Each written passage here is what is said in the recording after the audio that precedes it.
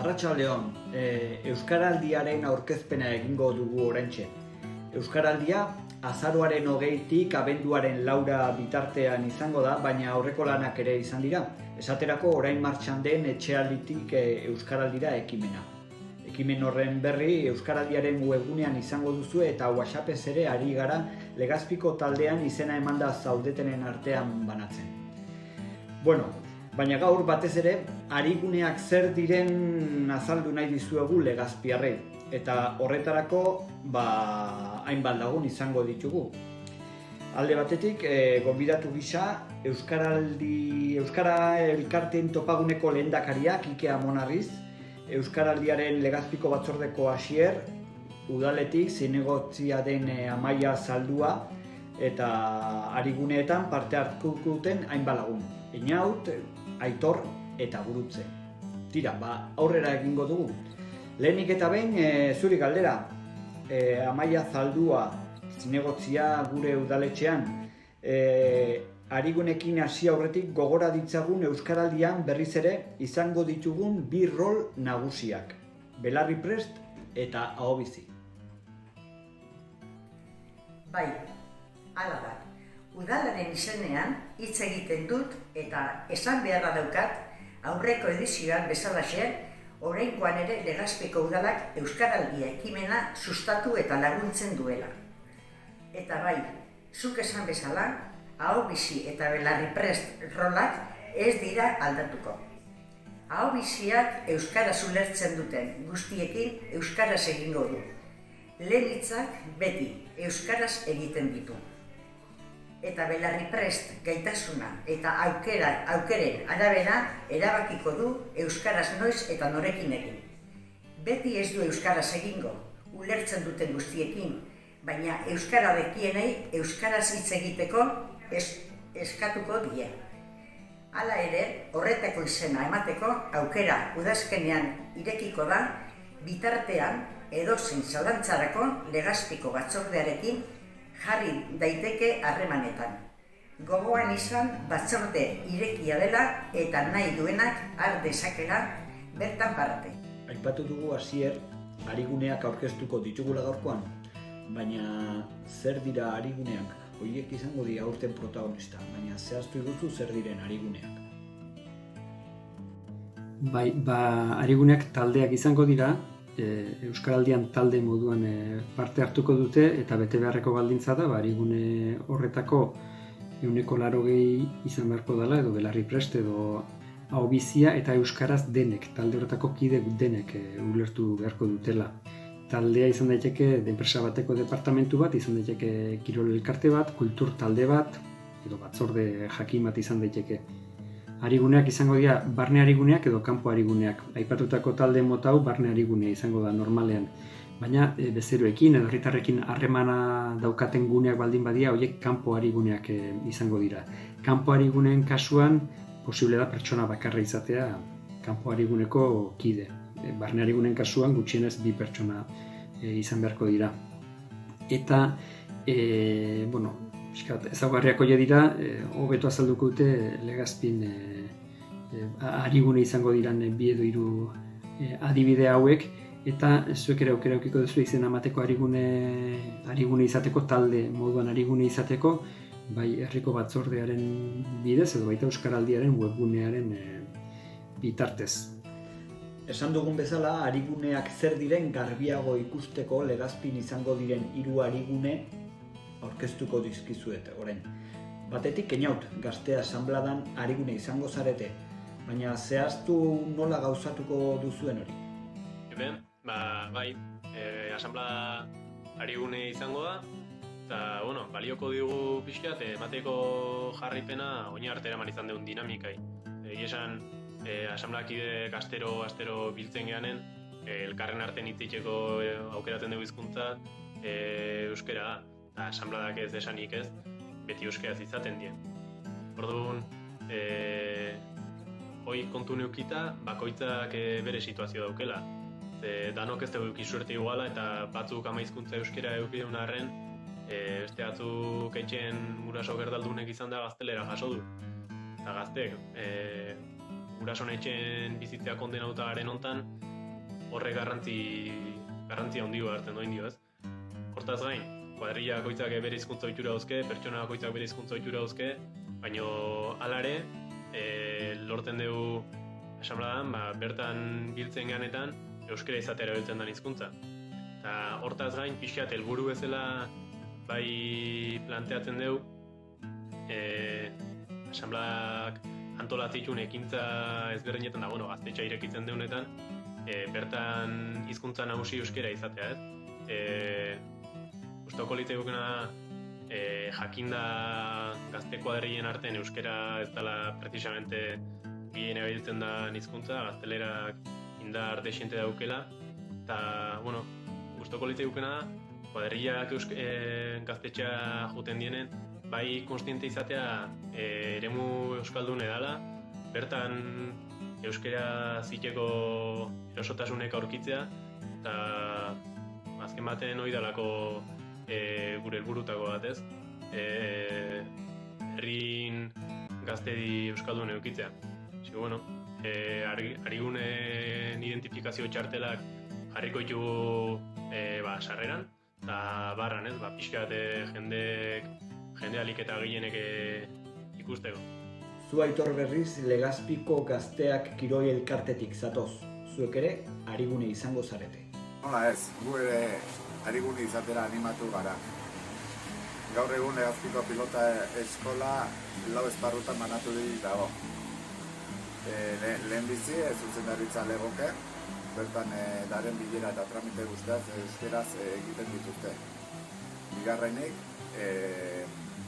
entrenatzailea leudeke eta beraien hartu emanak ere euskera gutxian izaten dira. Umei ere zuzendu behar zaionen ere euskeraz egiten zaie. Hala ere, gazteleraz hitz egiteko joera duten umeak baditugu eta kasu hortan entrenatzaileak erabakitzen du zer egin. Nire kasuan, entrenatzailean nintzaenean, uste guztietatik eraginkorrena ikas egitea zala eta noiz behinka olako esaldi batzuk ezain. Txikita hotze esatek. Beste alde batetik epaiak ditugu, dela 15-16 urte irakurtzen dituen akta guztiak erdera gutxian zeuden eta gaur egun erabat euskaldundu dela esango nuke. Azkenik, 4 eta 4. 7 pelotari nagusi ditugu eta 43 neska mutil. Eta denen artean euskara gutxian egiten da. Euskaraldiak gure klubean kontzientziazioan izango du eragina bat. Barneko arigunek berdin jarraituko dute. Lehen euskaraz ziren eta gerora ere euskaraz izango dira. Hala ere beti dago zer hobetua, eta guk kanpoko arigunek indartu behar ditugu. Aurren gurasoekin ditugun harremanetan ulertzen duten gurasoekin geure jardura euskaraz izatea konprometzitzen gara, ez eta gurasoa gaztelaniaz erantzun. Gaur egun 18 kide ditugu 16 urtetik gorako klubean, eta denok hau bizi izango gara. Eta arigunek identifikatzeko txartela frontoiko ate nagusian jarriko ditugu. Azkenik, etorkizunari begira, Legazpiko pilota eskolak erreferente izan nahi du eta Legazpin kirola euskaraz egitea posible dela erakutsi. Hori dela eta euskara ekitaldia aprobetxatuz, Legazpiko kirol elkarte guztiak animatzen ditugu konpromitutu garen moduan euskaraz bizi eta kirolaz euskaraz gozatzea. Anima zaitezte. Gurutze berriz, musika eskolako konbo batean hartzen duzu parte. Zuek ere arigune. Aize taldea osatzen dugu. Eta, astean behin elkartzen gara, gauean, 8 aldera, eta ordu bete eta, hortik ordu bete inguru egiten dugu saioan. Gero bakoitzak badu bere klasea astean behin ordu erdiko klasetxo bat, baina elkarrekin ordu bete egiten dugu astean. Guk 8 kide gara, danak nagusiak, eta zuzendaria, beraz bederatzi. Horietatik 3 izango gara aho bizi eta gainontzeko 5 segurazki belarri prest izateko prest egongo dira. Txartela jarriko dugu sarrerako atean, gure gelako atean. Modu horretan, gure gana datorren edonor jakingo du, horretan sartuta gaudela eta gurekin euskeraz hitz egin beharko duela. Eta gure arteko harremana egia esan normalean batzuen artean beti izaten euskeraz, baina batzutan ohituraz edo erderara jotzen dugu naiz eta jakin ulertu guztiek ulertzen dutela euskeraz. Beraz, egun hauetan saiatuko gara ohitura hori aldatzen eta beste horiei ikasten ere lagunduko beraiek ere horrela ikusitzen dute, seguru nago. Bukatzen hasteko gonbidatu berezi bat ekarriko dugu. Telebistan eta soziolinguistikan ezaguna dena eta gaur egun Euskara Elkarteen topaguneko lehendakaria dena. Euskaraldiak berari nola eragin dion ezagutu nahi dugu. Arratsaldeon, Kike. Arratsaldeon eta mila esker beste hasierako ekitaldi honetan parte hartzeko aukera eskaintzeagatik. Topaguneko lehendakari gisara parte hartzeaz gain, zuk, Kike, nola parte hartuko duzu Euskaraldian?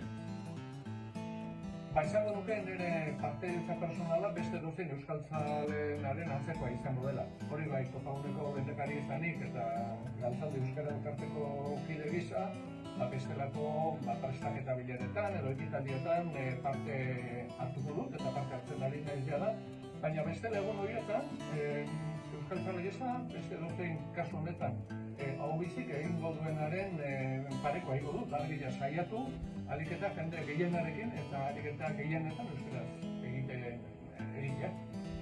Zure bizitzan zehar, zein hizkuntza ohitura aldatu duzu? Adibide bat emango?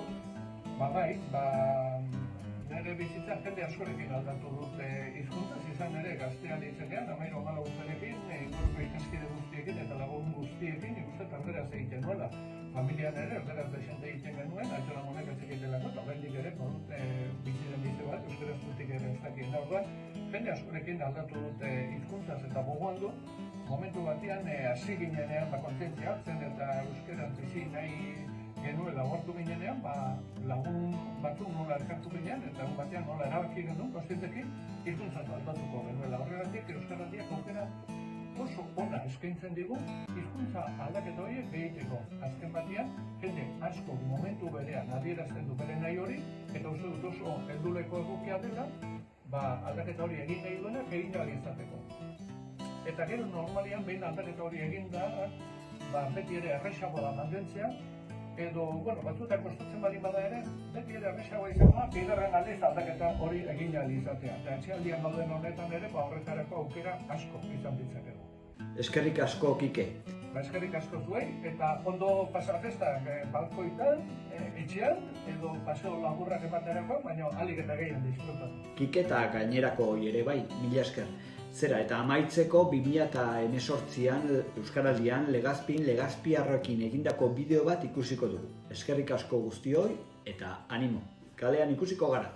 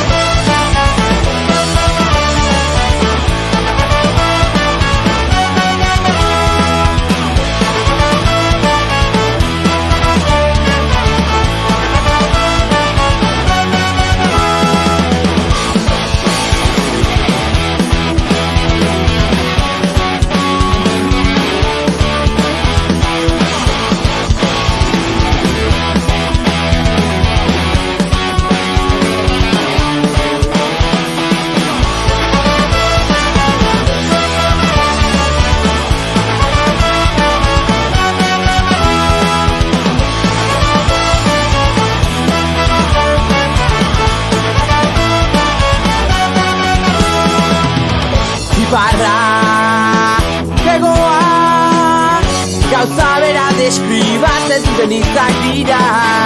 Oraina, geroa, loturi daude eta geureak dira. Gugek ez dute loturarik hautsi, odolberak zainetan daramagulako. Gureak ez zaizkigun lurralde, hitzarrotzez ezarri nahi arren.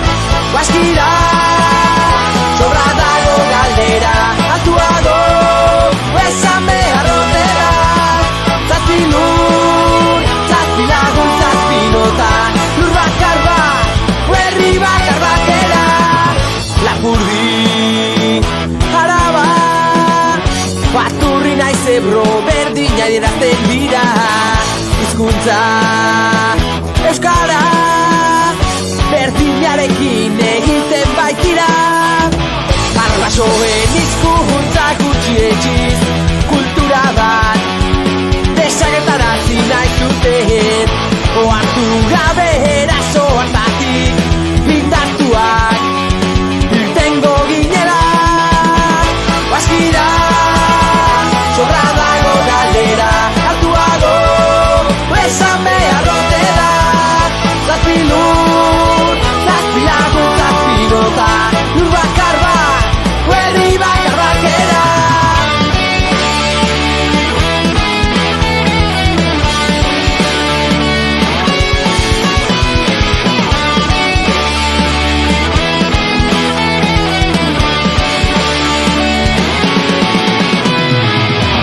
Baskira, sobra dago galdera, altuago, esan behar rotera. Zazpi lur, zazpi lagun, zazpi nota, lur bakar bat, herri bakar batera.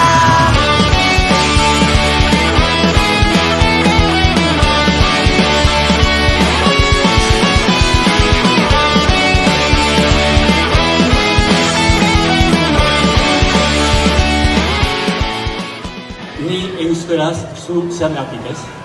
Sobra dago galdera, altuago, esan behar